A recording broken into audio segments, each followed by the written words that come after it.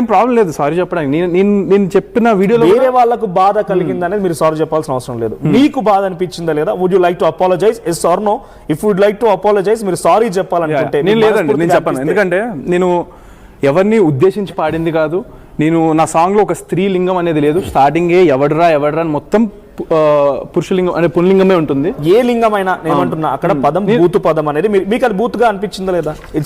అది technical term లో కానీ లేకపోతే మన ఫ్యామిలీలో కానీ ఫ్రెండ్స్ తో మాట్లాడినప్పుడు కానీ అది మనం బూతు పదం అనుకుంటామా కాదా?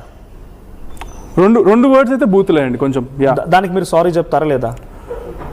ఎవరైనా హట్ అయ్యారా? దానికి హట్ అయిన ఎందుకు మీకు అనిపించిందా లేదా? ఇప్పుడు నేను హట్ అయితే నేను సారీ చెప్తాను అంటే నేను ఒకళ్ళు అనలే కదా ఎవరిని.